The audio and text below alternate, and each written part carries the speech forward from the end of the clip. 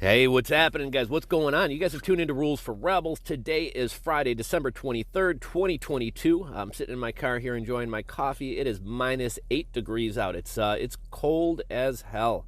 I had a hard time getting my dog to go out this morning. You can tell, like, the furnace is having a hard time keeping up with it. My car is still a little bit chilly. That's having a hard time keeping up with it. I'd love to hear from you guys. Drop a comment. What is the weather like by you, and how much has this quote-unquote storm of the century been hyped up in your area? You know, it's kind of weird. The past couple days I've been seeing, like, oh my God, Chicago going to experience a blizzard of the century, expecting 2 to 5 inches of snow. And, I would say like 6 to 8 inches of snow. I mean, it isn't enough to shut down the city, isn't enough to keep people home from work.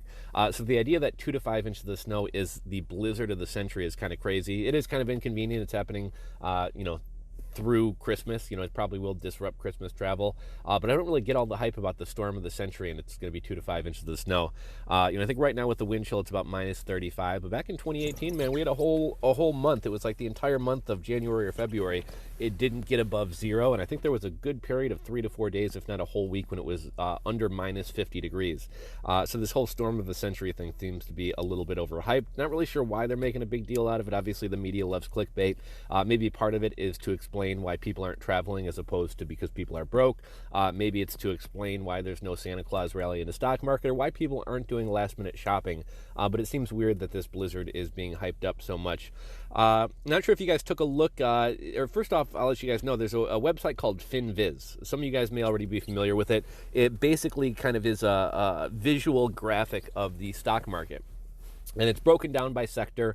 If you go to FinViz, I think it's finviz.com, and click like the map feature, you can kind of in a quick glance see what the market's looking like. And yesterday, the entire chart was red, and a lot of large blocks, meaning, pretty deep in the red. We kind of talk about this, but stocks continue to see lower highs and lower lows. Let's see, look at how much stock. Okay, so look at how much stocks are down year to date. I mean, you look across, granted, tech stocks got hit harder than a lot of others. If you look at like a dividend fund or something like that, they're not down that much in the past couple months. But you look at tech stocks, and even sectors outside of tech, down 65% on the year, down 80% on the year, down 92% on the year. And again, technically, we aren't even in a recession, and things aren't even bad yet. The Dow was down 800 points yesterday. It closed down 348 points after kind of a last-minute rally. NASDAQ was down 400 points, closed down 233.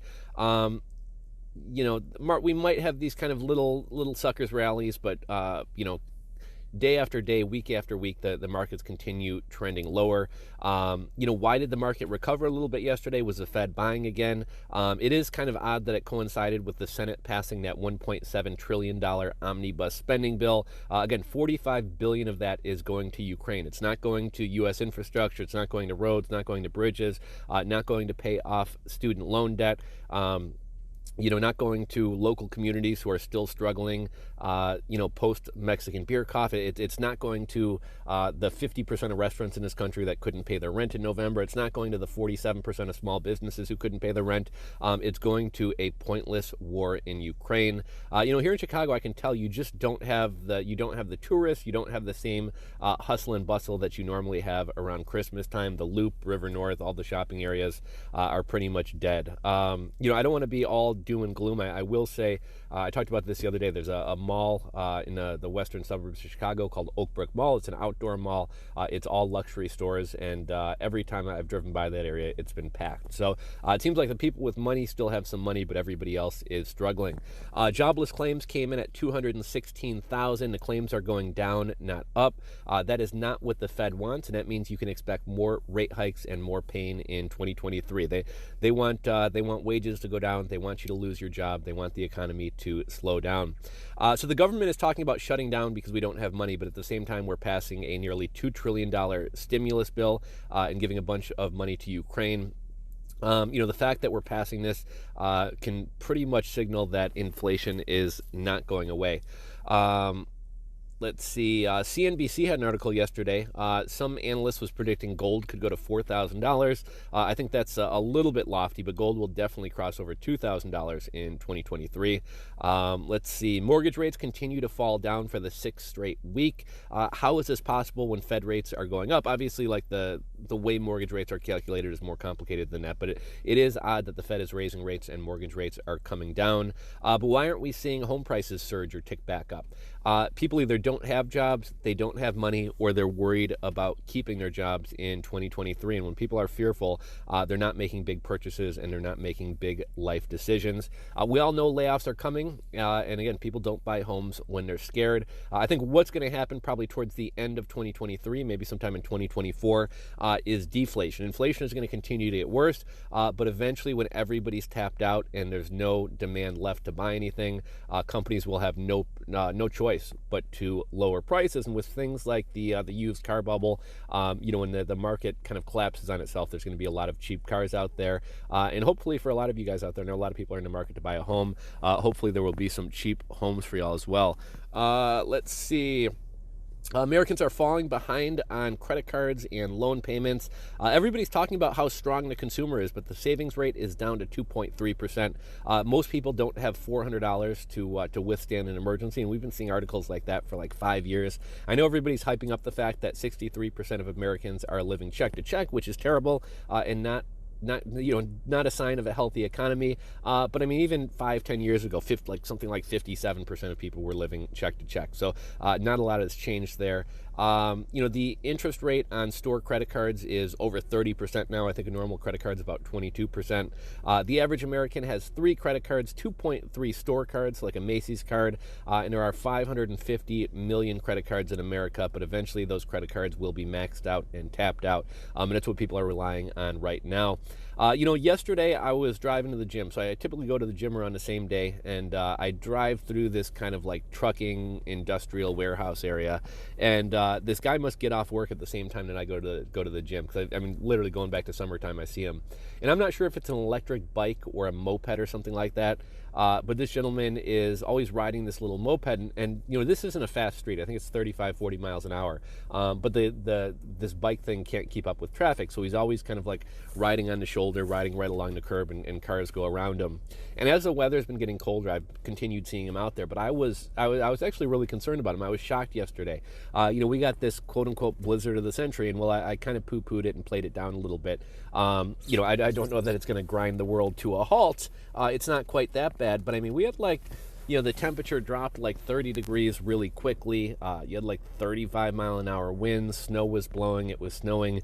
You couldn't even see the roads. And I see this guy pulling out of a side street on his little moped. I just felt bad for him, man. He probably couldn't see anything. His hands were probably cold.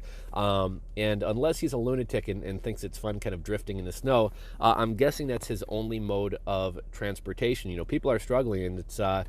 hats off to him that he's able to get on that thing and get out to work. But it kind of made me sad seeing that. I've had times in my life, I remember, it was years ago, but it wasn't that long ago. I was working as a short order cook at this shitty chicken restaurant. I had to walk 1.5 miles to work because I didn't have a car. I was living in like this kind of like flop house with a bunch of hippies. Didn't have a mattress, was sleeping on a pile of dirty clothes. And I just remember like getting up on cold days or rainy days and having to make this trek into work. And it was kind of a rough time and kind of a sad time. So when I see things like that with other people, it kind of gets me down. I was almost going to offer him a ride, but I wouldn't have been able to fit his bike in the back of my car. Americans are expecting trouble in 2023. 77% of Americans believe prices will continue to increase faster than income. 65% of Americans believe a natural disaster will hit a major U.S. city. 59% believe unemployment will be higher. 47% believe stock markets around the world will crash. I didn't have this in my notes, so let me say it before I forget about it. I talk a lot about The Uneducated Economist, great YouTube channel I've been following. He had a woman on yesterday. I think he lives in like Astoria, Oregon, I think is the name of the town. And this woman was a landlord. She's got some multifamily properties, some single family properties. And she was talking about, and we're hearing in Florida, like insurance companies are dropping a lot of people. Well, apparently out there it's happening as well. I'm not really sure the exact reason for it, but she was kind of talking about how she's been dropped by her insurance companies like 4 times this month. Nobody will insure anything over a fourplex. Over a fourplex is when things become commercial. She's having a hard time finding anybody to insure anything, even over a duplex. And they'll only insure up to $500,000. So let me know if you guys are seeing any of that with homeowners insurance around the country near you. Right now, it's taking an average of 3 weeks out of the month for people to make their mortgage payment, which means, 3 weeks out of the month of their pay is going to pay for their housing, and, only that last week is for food and saving and gas and whatever else. The average person right now is only able to save $2.30 out of every $100 made. And most people are one paycheck away from a disaster. Again, the average American doesn't have $400 for an emergency, and inflation continues to grind people down. So, it'll be interesting to see if companies like Tesla and Rivian are going to be around a year from now, 2 years from now. Think about all these people who bought these cars. Like, you can't take a Tesla to a normal mechanic, right? Like, a normal mechanic is not equipped to deal with a Tesla. If Tesla or Rivian goes under, what's going to happen with all of these cars on the road that only they can service?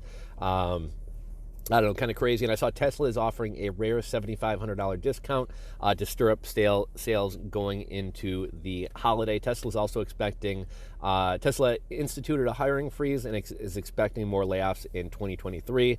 Another company by the name of Micron announced a 10% staff reduction and have suspended bonuses. The markets don't seem to care about these layoffs or the economy. All they care about is free and cheap money, stimulus bills.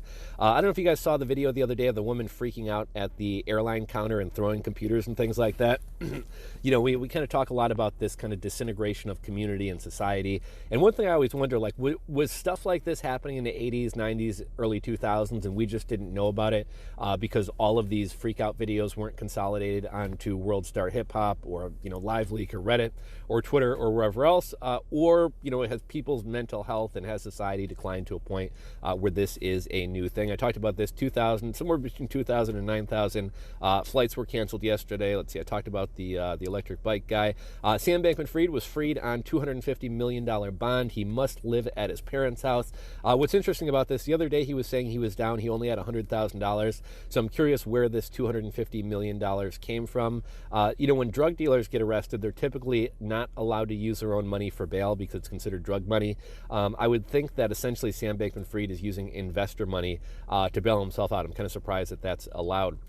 Canadian government, I don't know if you guys saw this, that Weasley lady from the Canadian government, I think she's like the director of Health and Human Services or their version of that. She took to a video the other day to tell kids that they will be on a naughty list. Santa will not be visiting them and giving them presents if they don't get booster shots and wear masks. A New Jersey school district has reinstated mask mandates, although I did see another article that was kind of talking about how mask mandates haven't really made a wide-stream comeback. North Korea is sending mercenaries over to Russia to help fight Ukraine. And Russia is bolstering their military up to 1.5 million members. The other day we learned that life expectancy has dropped down to levels in 1996, so a 25-year low. And I keep seeing like every week it's like a new influencer dies. Some of them are fentanyl and things like that, but another influencer and OnlyFans model died. Haven't really been given a reason, but it seems like every week we see more and more people dying suddenly, which is odd. Makes you wonder why. You think about like what's changed in the past couple of years that didn't happen in the past, and why are all these people dying?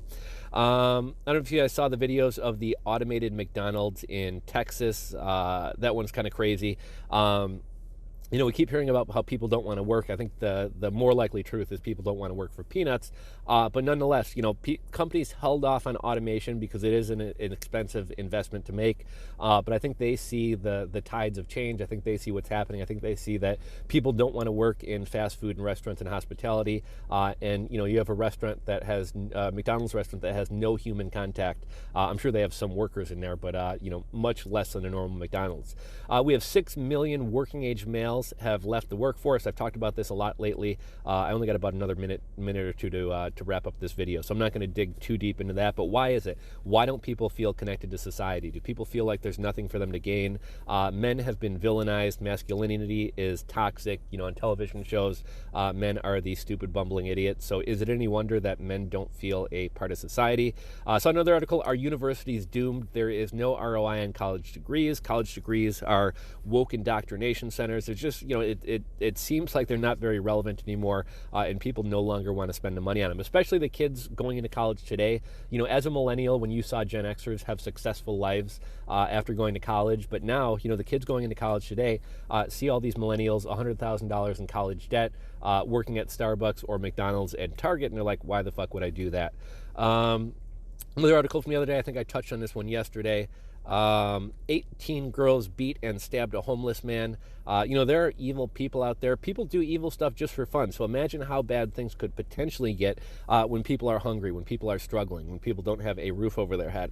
Let's see. CNBC News put out an article the other day claiming that global warming is causing more turbulence on airlines. And I saw there was a crazy video the other day of a flight from Arizona to Hawaii.